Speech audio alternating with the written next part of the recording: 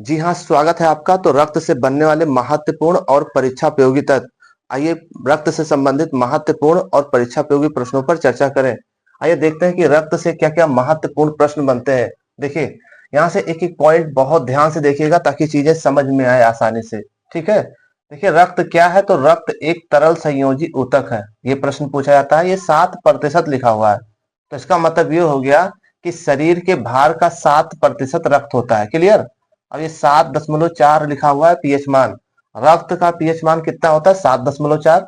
रक्त अम्लीय होता है कि क्षारीय? तो क्षारीय होता है। ये लिखा है हार्वे, यानी कि विलियम हार्वे ने रक्त परिसंचरण की खोज की थी। ये लिखा हुआ स्टीनर, तो स्टीनर से बोलना है कॉल लैन स्टीनर, यानी रक्त समूह की खोज कॉल लैन स्टीनर ने किया था। ठीक है? इसके अलावा रक्त का जो रक्त का जो तापमान होता है वो 37 डिग्री सेल्सियस होता है। अगर फॉरेनहाइट में बात की जाए तो 98.6 डिग्री फॉरेनहाइट होती है। और ये लिखा है हिमेटोलॉजी। हिमेटोलॉजी के अंतर्गत रक्त का अध्ययन किया जाता है। इसके अलावा रक्त का काम होता है ऑक्सीजन, कार्बन डाइऑक्साइड और हार्मोन्स का संवहन करना। क्लियर? और भी महत्वपूर्ण प्रश्न बनते हैं। देखिए, स्त्री में आधा लीटर रक्त पुरुषों की अपेक्षा कम होता है। ठीक है? तो इस पॉइंट का मतलब ये समझना है।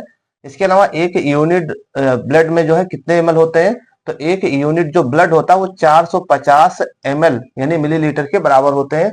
अगर इसको ग्राम में बात किया जाए तो जो कि 477 ग्राम के बराबर होता है एक यूनिट ब्लड। इसके अलावा एक वयस्क मनुष्य में जो है 4.5 से 5.7 लीटर रक्त पाया जाता है। ठीक है? इसके अलावा बात किया जाए तो हीमोग्लोबिन, रक्त में कौन कौन से प्रोटीन्स पाए जाते हैं? हीमोग्लोबिन पाया जाता है, हिपैरिन पाया जाता है, फाइब्रोनोजन पाया जाता है। हीमोग्लोबिन की वजह से जो है रक्त लाल होता है। हिपैरिन जो प्रोटीन है हमारे शरीर के अंदर रक्त को थक्का जमने से रोकती है, जबकि फाइब्रोनोजन कहीं कट जाने पर शरीर के बाहर रक्त का थक्का बनाने में मदद करती है। तो ये 3 पॉइंट बहुत ही महत्वपूर्ण है। इसके अलावा अगर ये बात की जाए कि एक स्वस्थ पुरुष के लिए मतलब उसके में मतलब रक्त कितना होना आवश्यक है? तो पुरुषों के लिए 5 से 5.5 लीटर रक्त होना आवश्यक है। महिलाओं के लिए 4 से 4.5 लीटर रक्त होना आवश्यक है। क्लियर? तो ये हो गया। अब आइए देखते हैं रक्त से संबंधित क्या क्या महत्वपूर्ण प्रश्न बन सकते हैं। देखिए, यह है रक्त। रक्त यानी कि ब्लड। रक्त में 2 प्रकार के पदार्थ पाए जाते हैं, एक प्लाज्मा तो दूसरा रुधिराणु, जिसको कॉर्पसल्स भी कहते हैं। क्लियर? तो रक्त का जो भाग होता है प्लाज्मा, वो कितना प्रतिशत होता है? तो रक्त का जो भाग प्लाज्मा होता है वो 60% होता है। कहीं कहीं आपको देखने को मिलेगा 55%। तो इसको सीधा कह लीजिए 55 से 60% भाग जो है रक्त का वो प्लाज्मा होता है। ठीक है ना? प्लाज्मा में कितना परसेंट जल होता है? तो प्लाज्मा में 90% जल होता है। ठीक है ना? प्लाज्मा में कितना परसेंट प्रोटीन होता है? तो 7% प्रोटीन होता है। इसके अलावा प्लाज्मा में कितना प्रतिशत लवण होता है यानी साल्ट होता है? तो 0.9% होता है। और प्लाज्मा में कितना परसेंट ग्लूकोज होता है? तो 1% ग्लूकोज होता है। इसके अलावा सीरम किसे कहते हैं? देखिए, सीरम उसे कहते हैं जब रक्त में से फाइब्रोनोजन जो है निकाल दिया जाता है प्रोटीन, तो बचे हुए पदार्थ को जो है बचे हुए शेष भाग को सीरम कहते हैं। क्लियर? तो ये पॉइंट क्लियर हो गया। अब हम रक्त के दूसरे भाग की बात करते हैं, रुधिराणु, जिसको कॉर्पसल्स कहते हैं। ठीक है? रक्त का 40% या 40 से 45% भाग जो है रुधिराणु का बना हुआ है। ठीक है ना? ये प्लाज्मा लिक्विड फॉर्म है और जो रुधिराणु यानी कॉर्पसल्स है ये ठोस पदार्थ है। क्लियर? तो ये क्लियर हो गया आपका। अब देखिए, रुधिराणु जो होते हैं कॉर्पसल्स होते हैं वो 3 प्रकार के होते हैं, आरबीसी, डब्ल्यूबीसी और ब्लड प्लेटलेट्स। 3 प्रकार के होते हैं। इनसे भी महत्वपूर्ण प्रश्न बनता है। ठीक है ना? देखिए, अगर आरबीसी का दूसरा नाम बात किया जाए तो आरबीसी का दूसरा नाम है इरिथ्रोसाइट। इसका पूरा नाम होगा रेड ब्लड कॉर्पसल्स यानी लाल रक्त कणिकाएं। ठीक है ना? इनका आकार की बात करें आरबीसी का तो ये उभयतल होता है इनका आकार। ठीक है ना? और जो आरबीसी की संख्या होती है वो 50 लाख यानी कि 5 मिलियन होते हैं लगभग। ठीक है ना? क्या आरबीसी में केंद्रक होता है? आरबीसी में केंद्रक नहीं होता है। नेक्स्ट पॉइंट है हीमोसाइटोमीटर, यानी आरबीसी की संख्या किससे ज्ञात की जाती है? तो हीमोसाइटोमीटर से मापी जाती है। इसके अलावा रक्त की यानी कि आरबीसी का निर्माण कहां पर होता है? तो अस्थि मज्जा यानी कि बोन्स मैरो में इसका निर्माण होता है। ठीक है? हड्डियों के अंदर। इसके अलावा अगर ये बात किया जाए कि आरबीसी का जीवन काल कितना होता है तो 20 से 120 दिन होता है। और देखिए, भ्रूणावस्था में तो हड्डियां विकसित नहीं होती हैं, तो फिर उस अवस्था में आरबीसी का निर्माण कहाँ होता है? तो भ्रूणावस्था में यकृत या लीवर या आप जिगर कह सकते हैं, यहाँ पर भ्रूणावस्था में आरबीसी का निर्माण होता है या फिर प्लीहा में होता है। ठीक है ना? इसके अलावा नेक्स्ट पॉइंट है कि आरबीसी की मृत्यु कहाँ पर होती है, तो यकृत, यकृत में इसकी मृत्यु होती है। यकृत को लीवर और जिगर भी कहते हैं।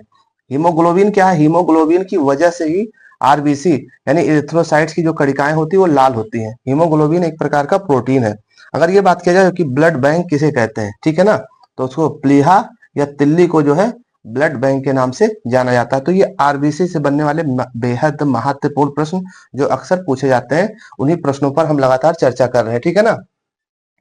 इसके अलावा नेक्स्ट पॉइंट की बात करें तो डब्ल्यूबीसी यानी कि व्हाइट ब्लड कॉर्पसल्स, इसको बोलते हैं श्वेत रक्त कणिकाएं, जिसका दूसरा नाम है ल्यूकोसाइट। इसको ल्यूकोसाइट के नाम से भी जाना जाता है। इनकी संख्या लगभग 10,000 होती है। क्लियर। इनकी आकार की बात करें डब्ल्यूबीसी तो गोल आकार की होती हैं। क्या डब्ल्यूबीसी में केंद्रक होता है? जी हाँ, डब्ल्यूबीसी में केंद्रक पाया जाता है। ये पूछा जाता है, कई बार पूछा गया है। फिर अगला प्रश्न है कि मोनोसाइट, मोनोसाइट क्या है, तो डब्ल्यूबीसी की ये सबसे बड़ी कणिका है मोनोसाइट। क्लियर। ये पॉइंट अक्सर पेपर में देखने को मिलता है। इसके अलावा ये भी पूछा जाता है कि डब्ल्यूबीसी का निर्माण कहाँ होता है, तो डब्ल्यूबीसी का निर्माण ध्यान से देखिएगा, अस्थिमज्जा में होता है, लिम्फ नोड में होता है, यकृत में होता है और प्लीहा में डब्ल्यूबीसी का निर्माण होता है। तो दिए गए ऑप्शंस के अकॉर्डिंग आपको चेक करना है, ठीक है।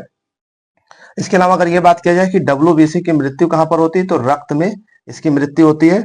अगर डब्ल्यूबीसी के जीवन काल की बात की जाए तो 2 से 4 दिन इसका जीवन काल होता है। इसका काम क्या होता है, डब्ल्यूबीसी का संक्रमण से बचाना, ये काम है डब्ल्यूबीसी का, ठीक है ना।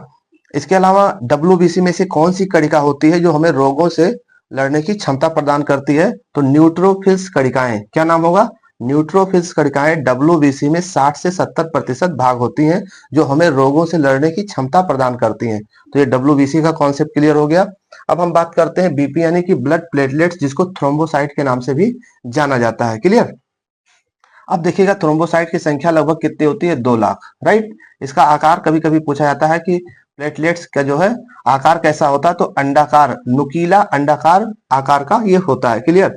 क्या प्लेटलेट्स में केंद्रक होता है? जी हाँ, प्लेटलेट्स में केंद्रक होता है। इसकी मृत्यु कहाँ पर होती है, प्लीहा में होती है। प्लेटलेट्स की मृत्यु कहाँ पर होती है, प्लीहा में। प्लेटलेट्स का निर्माण कहाँ पर होता है, अस्थिमज्जा यानी कि बोन्स मैरो में। क्लियर। प्लेटलेट्स का जीवन काल कितना होता है, 3 से 5 दिन होता है, ठीक है। प्लेटलेट्स का काम क्या होता है, तो इसका काम होता है घाव भरना, रक्त का थक्का बनाना, ताप को नियंत्रित करना और हार्मोन्स को लाने और ले जाने का काम करता है प्लेटलेट्स।